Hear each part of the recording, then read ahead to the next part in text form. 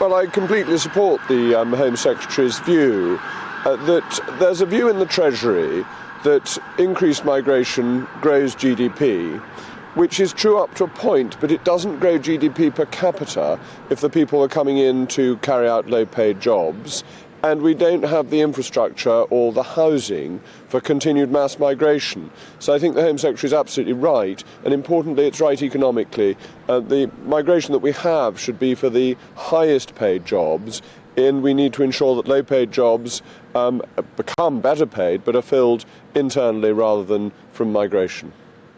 Secretary saying completely contradicts what we heard from Grant Shapps when he was doing the media rounds yesterday. And as you're talking about these jobs that at the moment are low wages, and the Home Secretary wants to see things like fruit pickers and HGV drivers being paid a better wage, and yet we're hearing from the Treasury all the time, aren't we, that we don't want to see wages go up because it drives inflation, hence why we're having all these industrial strikes at the moment. What do you put as the reason between this kind of cabinet split at the moment? Well, I think that misses a crucial point, that by relying on low-skilled migration over the last 30 years, we have seen very low increases in productivity.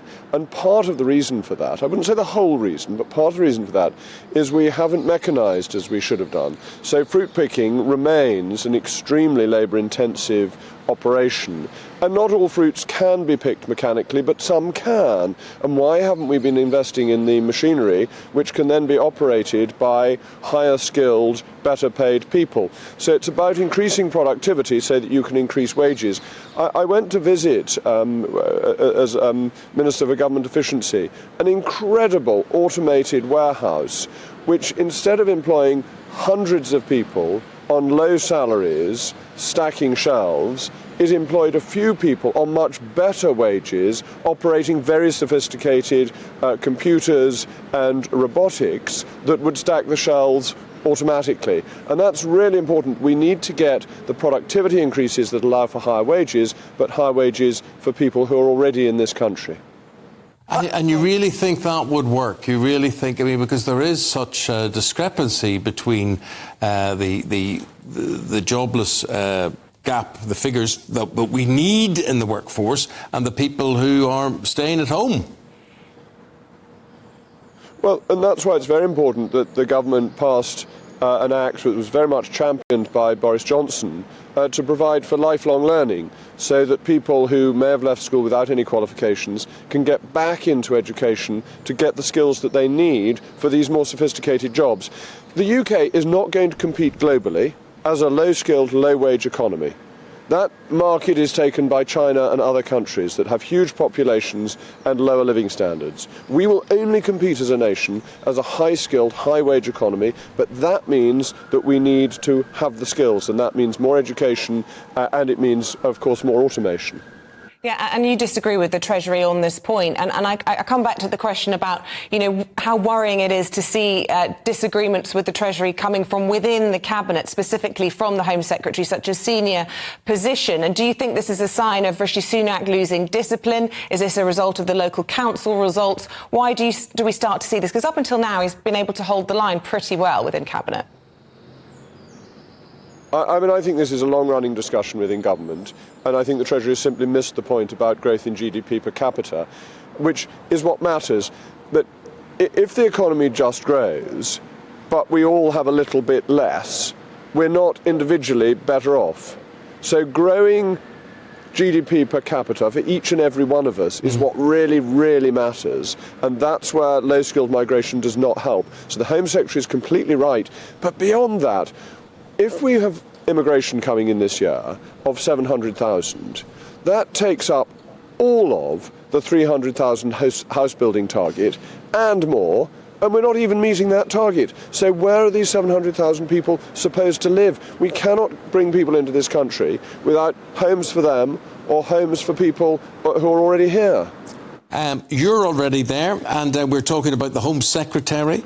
And yet you will be speaking today, Mr. Rees Mogg. What will you be addressing? What will I be addressing? I'll be addressing the broad concept of the NatCon conference, that what is important about the nation state, how the country took a bold reassertion of belief in the nation state by Brexit, and now it has to take the opportunity to implement the conservative bit of that. And that's actually a smaller state, a state that interferes less in our lives, that supports the family, to let families get on with what they are best at doing, reduces the expenditure of the state so that we can keep some of our own money as well. So a lower tax state.